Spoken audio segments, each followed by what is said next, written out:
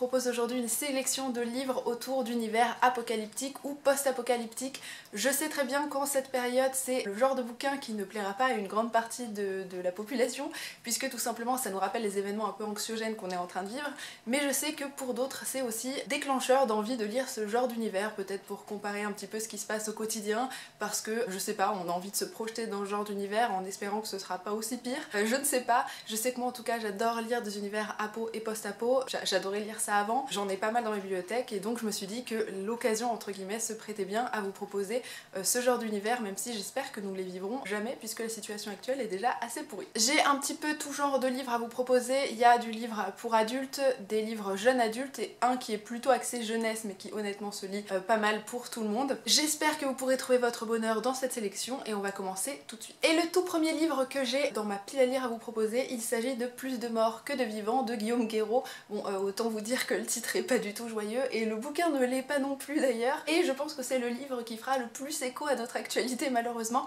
puisque tout commence en fait dans une petite ville, enfin petite ville, c'est Marseille en fait, mais un petit quartier à Marseille, où vous allez suivre toute une bande de collégiens qui vont tout simplement aller à l'école comme tous les matins. La journée semblait tranquille jusqu'à ce que les élèves peu à peu commencent à présenter des symptômes plus ou moins inquiétants quand même, comme de gros saignements de nez, le cœur, des maux de tête vraiment sévères, des boutons qui apparaissent sur les bras d'un coup ou encore des pertes de cheveux. Ça commence à inquiéter tout le monde et surtout les effets vont vraiment s'accentuer au fil du temps et au fil des élèves, et le collège va vite se retrouver placé en quarantaine pour essayer de comprendre ce qu'il se passe dans ce lieu-là et surtout éviter de propager le mal qui semble se répandre entre les élèves. Autant vous dire que ça fait bien écho à notre actualité avec un virus dont on ne connaît pas franchement la nature ou qu'en tout cas on ne parvient pas à maîtriser et dont on souhaite placer les personnes qui pourraient le transmettre en quarantaine. Clairement je pense que ce sera le plus anxiogène de tous. C'est un livre apocalyptique plutôt ciblé jeunesse puisque la majorité des personnages sont des collégiens et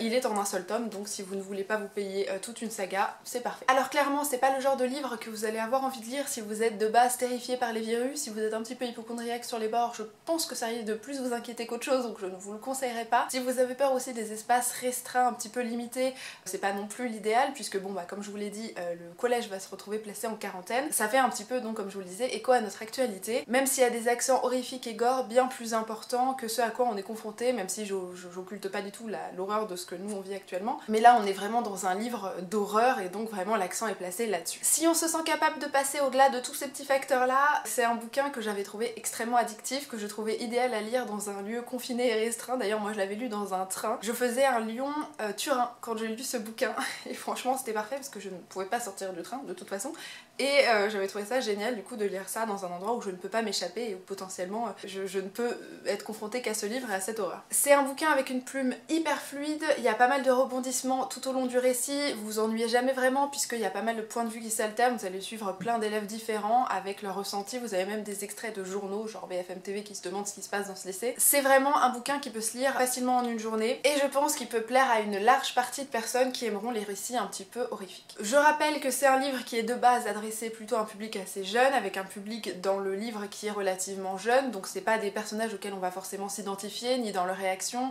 ni dans leur façon de penser, donc faut bien garder ça en tête. Pour autant, l'auteur fait pas preuve de moins de détails glauques parce qu'ils sont jeunes. Moi je l'ai vraiment apprécié en tant qu'adulte, je l'ai lu maintenant il y a bien 5 ans je pense, 4-5 ans, et j'en garde toujours un très bon souvenir. Le livre suivant c'est La fille qui avait tous les dons, enfin je crois que c'est le titre en français mais je crois que je me plante à chaque fois, de M.R. Carré, donc moi je l'ai en anglais mais je crois que la couverture est exactement la même dans la version française.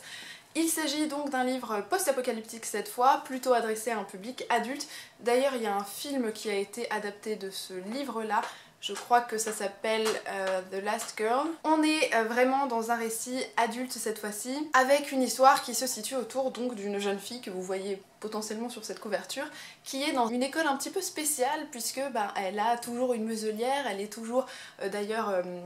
dans une camisole, dans une chaise où elle est attachée. Bon, c'est pas très cool pour elle, vous pouvez vous le dire. On lui fait école comme ça, attachée à sa chaise, et tous les autres élèves sont dans la même position qu'elle, et on se rend très vite compte que cette jeune fille est en fait un enfant zombie. Voilà, donc nous sommes dans un univers post-apocalyptique de zombies, donc si vous aimez les zombies, c'est plutôt cool. Il va se passer un événement assez grave dans cette école qui va déclencher déclencher toute la suite de l'histoire, mais globalement on comprend que cette jeune fille a des capacités assez spéciales en tant que jeune fille zombie, et je pense que ça suffira comme détail pour peut-être vous donner envie de découvrir cette histoire. Je vous recommanderais de pas regarder la bande-annonce du film si vous voulez en savoir plus sur le livre, parce que je trouve qu'elle spoil pas mal de choses, donc évitez si vous voulez garder le maximum de surprises. C'est un livre que personnellement j'avais vraiment adoré, il fait partie de mes meilleures lectures de l'année dernière d'ailleurs. Je trouve qu'il réinvente pas mal le genre des livres de zombies, tout simplement parce qu'il propose une vision un petit peu différente de celle qu'on a l'habitude de trouver, puisque c'est un peu toujours la même chose avec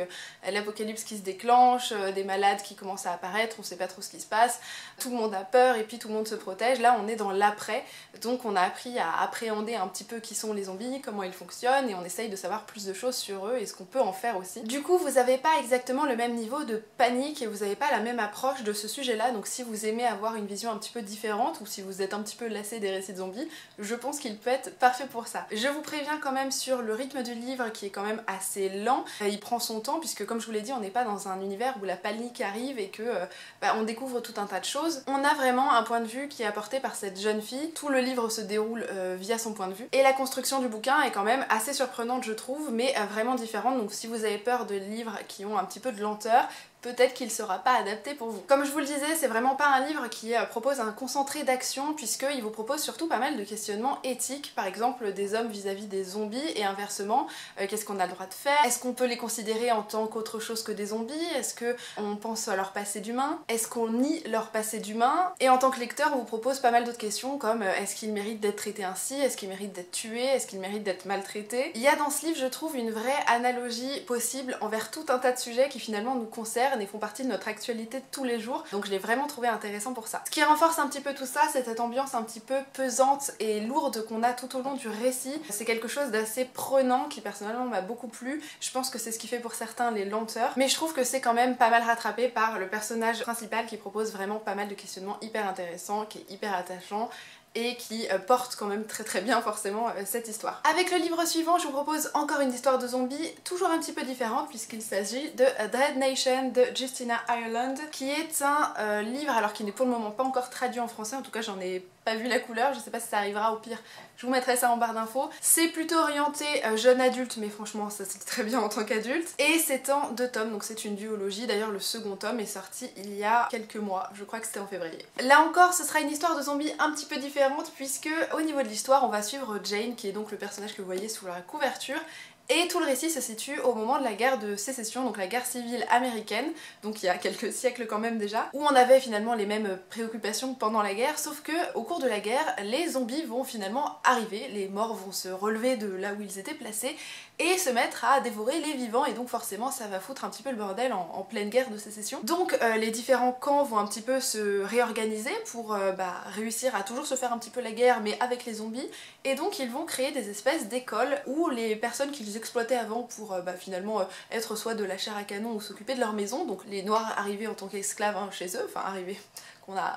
traînés de force chez eux, vont être formés dans des écoles qui sont là spécialement pour les entraîner à tuer du zombie et donc les envoyer à toujours être de la chair à canon pour les blancs privilégiés qui sont les colons américains. Nous bien sûr on va suivre une personne qui est confrontée à tout ça, on va la suivre dans cette école et dans ses différentes aventures, et je vous en dis pas plus, ça peut suffire je pense à piquer votre curiosité pour découvrir Dread Nation si vous lisez en anglais bien sûr. Comme pour La fille qui avait tous les dons, je trouve que ce bouquin réinvente aussi un petit peu le genre du zombie, puisque c'est toujours pas l'apocalypse avec la panique, la découverte et tout le tralala. Ça se passe après en fait que les zombies soient arrivés, c'est je crois une dizaine d'années après, une quinzaine d'années après, et surtout ça se situe dans un contexte historique qui est quand même assez inattendu pour y placer des zombies. Il y a très peu de livres et de films d'ailleurs où ça se situe dans une autre époque temporelle que finalement un événement contemporain. Et je trouve que c'est aussi intéressant de voir comment l'autrice s'est amusée à réutiliser les contextes de cette époque-là pour y placer des zombies et comment les personnes auraient pu réagir avec à ce moment-là. Moi je trouve ça vraiment très chouette. Ce que j'ai aussi particulièrement apprécié, c'est l'héroïne de ce récit qui est hyper attachante, qui est piquante, qui est drôle,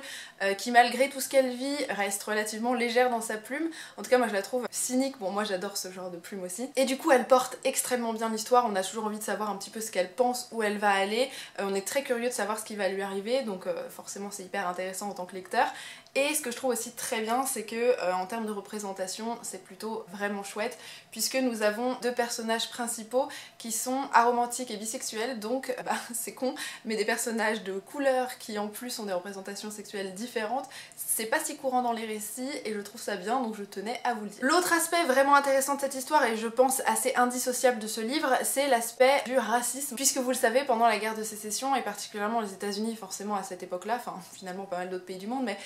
le racisme systémique était franchement très bien mis en place, hein, puisqu'on était clairement dans l'esclavagisme. Et donc c'est l'occasion de parler un petit peu de tout ça, de tout ce système raciste qui est mis en place, que vivent les personnes noires. D'ailleurs l'autrice est elle-même noire, donc forcément elle sait plutôt très bien de quoi elle parle. Il y a pas mal d'analogies finalement entre ce qui se passait à cette époque et qui finalement n'a pas vraiment changé en termes de système, qui est toujours bien ancré même si l'esclavage a été aboli. Ce livre c'est donc un bon mix entre de l'action, puisqu'il y en a quand même pas mal, et une réflexion sur une réalité historique et même toujours un petit peu actuelle qui peut nous permettre de nous questionner si on n'est pas confronté au sujet et donc nous pousser à réfléchir. Et pour les personnes concernées, je pense que ce sera pas forcément toujours évident, mais je pense pas moins intéressant. Le livre suivant dont je souhaite vous parler, c'est Métro 2033 de Dimitri Glukovski. Alors je l'ai pas sous la patte parce que je l'ai prêté à une amie, mais j'ai une suite dans la main. Il s'agit donc d'un roman post-apocalyptique, plutôt orienté adulte, avec des suites qui existent, donc comme je vous l'ai présenté, là vous avez Métro 2034, il y a aussi Métro 2035, mais le premier livre peut finalement se lire seul, je trouve qu'il a sa fin propre et que les suites, je pense, ne sont pas ultra nécessaires en tant que lecteur si vous n'avez pas envie d'aller plus loin. Le premier livre se suffit plutôt bien à lui-même. Au niveau de l'histoire, tout se situe en Russie et il y a eu une guerre nucléaire qui a eu lieu et l'histoire se situe 20 ans après l'arrivée de cette guerre. Quand on dit guerre nucléaire, forcément c'est pas très chouette pour l'environnement mais les humains aussi, et la plupart des habitants de Moscou se sont réfugiés dans les métros puisque ils avaient été protégés à ce moment-là de toutes les rafales finalement nucléaires. Depuis 20 ans ils se sont réinventés un petit peu, ils se sont réorganisés, il y a toute une société finalement qui est née au sein des tunnels du métro et donc vous avez différentes villes finalement dans le métro et toute une organisation. Nous on va y suivre un jeune homme qui va être un petit peu à une des extrémités du métro et ils sont tous un petit peu menacés, lui et les autres qui sont dans cette extrémité là, par l'extérieur, puisqu'à l'extérieur rôdent des créatures un petit peu étranges et surtout dangereuses. Donc les hommes sont vraiment coincés dans le métro mais ils sont considérés un petit peu comme le dernier bastion de l'humanité. Ils vont avoir une mission et remonter les différents tunnels et donc nous allons suivre ce personnage principal dans son voyage assez dangereux mais assez intéressant. Je sais que Métro 2033 fait pas mal écho pour certains à un jeu vidéo et je crois qu'il y avait eu aussi un film qui avait été adapté, mais je crois qu'il y en a un autre qui est en préparation pour 2022 je crois. Je préfère vous prévenir tout de suite que le rythme n'est absolument pas le même que dans un jeu vidéo avec pas mal de dangers, pas mal de surprises, de choses qui vous bondissent dessus. Très clairement Métro 2033 il s'apparente beaucoup plus à un voyage initiatique dans un univers post-apocalyptique plutôt qu'à un gros récit d'action avec plein de rebondissements. C'est pas tout à fait ce que vous propose l'auteur là-dedans. C'est vraiment un voyage initiatique dans le sens où le personnage principal va faire pas mal de retours sur son passé, de découverte de lui-même au fur et à mesure de son voyage et aussi de découverte finalement de ses réelles motivations toujours tout au long de son voyage. Évidemment il va y avoir de l'action dans les moments clés de l'histoire, c'est évident qu'il y en a un petit peu pour pimenter le récit j'ai envie de vous dire, mais la progression reste plutôt lente et l'auteur a vraiment basé son histoire sur un aspect psychologique et humain, limite sociétal, plutôt que du divertissement. L'auteur vous propose quand même une vraie réflexion sur la nature humaine en temps de crise, comme par exemple le désir de pouvoir, d'argent, les dérives qui peuvent avoir lieu, l'égoïsme aussi relativement humain hein, malheureusement, et comment finalement l'humain peut se révéler soit très beau, soit particulièrement horrible et cruel dans une situation de crise quand il est poussé à bout et un petit peu acculé. Malheureusement ça fait aussi un petit peu écho à l'actualité quand même, avec certains comportements qui ont eu lieu au début de la crise qu'on a actuellement de vivre ou qui ont d'ailleurs toujours lieu,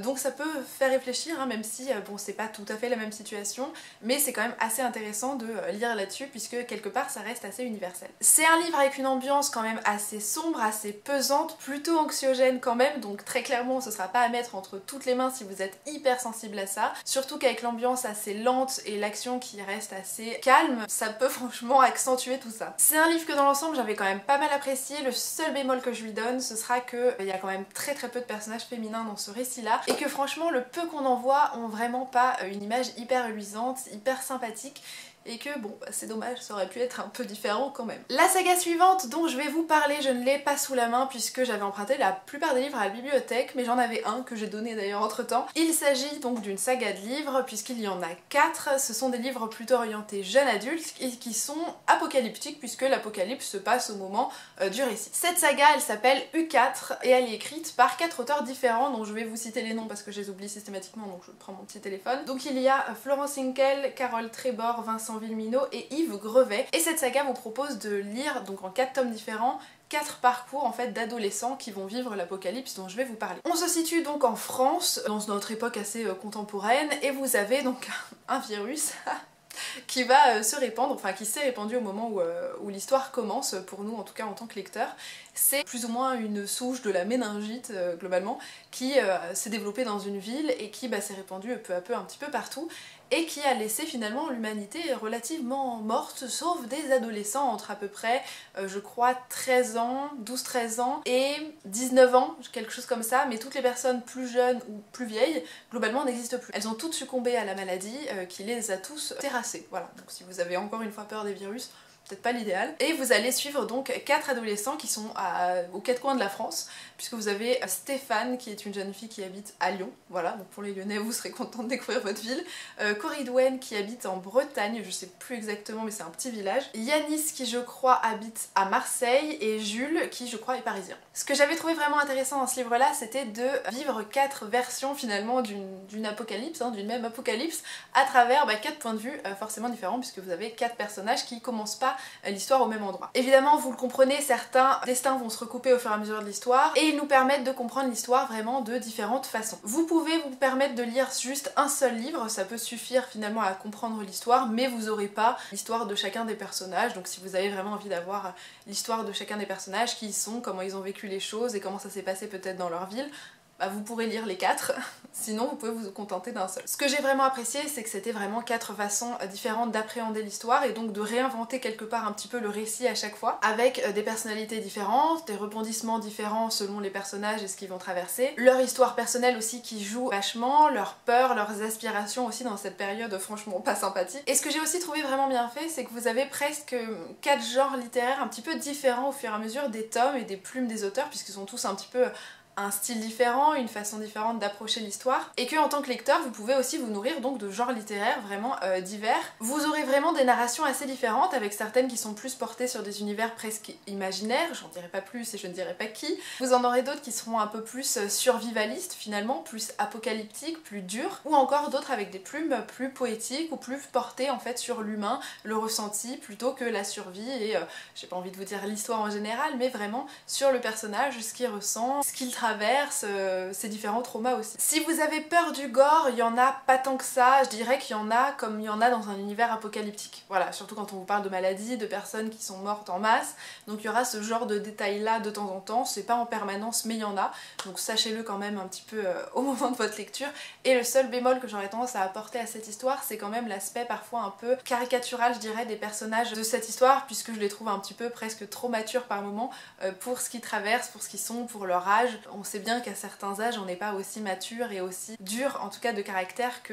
le sont ces personnages là. Et enfin le dernier livre de cette sélection que je vous propose aujourd'hui, c'est un bouquin adulte en un seul tome et il s'agit d'Un éclat de givre d'Estelle Faye, qui est donc un roman post-apocalyptique puisque ça se passe je crois un siècle après l'apocalypse. On est clairement dans un désastre écologique dans ce livre là, avec la Terre qui globalement a perdu la majorité de ses ressources, qui s'est un petit peu enfermée sur elle-même à cause de nous les humains qui ne sommes pas très raisonnables, on le sait, et très peu de capital mondial en fait ont survécu à cet apocalypse, mais nous on va se situer dans Paris qui a réussi à tenir finalement vis-à-vis de tout ça, et donc c'est un Paris réinventé. Vous allez suivre un personnage qui s'appelle Chet, qui vit de petits boulots, qui se travestit dans les cabarets, qui chante dans les cabarets le soir, qui a sa petite vie sur Paris, il est né bien après l'apocalypse de toute façon, et on va lui proposer d'enquêter sur une drogue qui s'est mise à être très populaire sur Paris, et donc il va essayer de remonter d'où elle vient, qui la vend, pourquoi elle est là, et on le suit un petit peu dans toute cette aventure, et je pense que vous n'aurez pas besoin d'en savoir beaucoup plus au niveau du récit. Au-delà de la trame principale de cette histoire, ce que j'avais vraiment trouvé intéressant ici, c'était de découvrir ce Paris réinventé qui a vraiment totalement changé forcément après tout ça, et qui pour autant,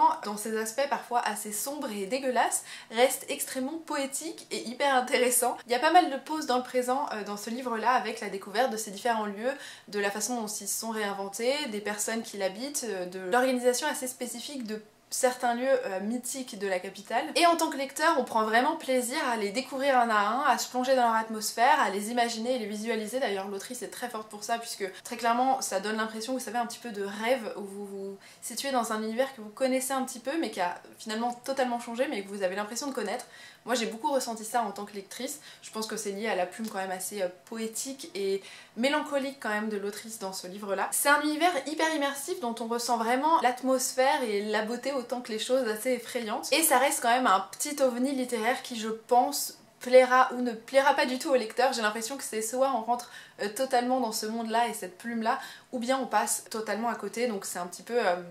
ça passe ou ça casse. Là encore, c'est pas le livre où il y aura le plus d'action. Selon les univers que vous allez découvrir, les quartiers que vous allez découvrir, il y aura certains niveaux d'action, d'autres pas du tout. Ce sera vraiment des pauses dans le présent avec un petit peu de rêve. Donc ça reste un rythme assez lent, assez spécifique qui, là encore, ne plaira pas forcément à tout le monde. C'est pas non plus la trame scénaristique la plus compliquée. L'objectif, c'est vraiment finalement de nous montrer ce Paris réinventé, la façon dont les humains aussi se comportent aussi là-dedans, comment presque le monde a retrouvé une façon normale pour lui de se réinventer, de vivre ou de survivre. Et ce sera aussi le livre le moins accessible je pense dans cette sélection, donc soyez conscient de ça si vous décidez de mettre la main dessus. Et ce sera tout pour cette sélection de livres apocalyptiques et post-apocalyptiques. J'espère que vous y trouverez votre bonheur, que vous trouverez de quoi lire. En tout cas n'hésitez pas à partager dans les commentaires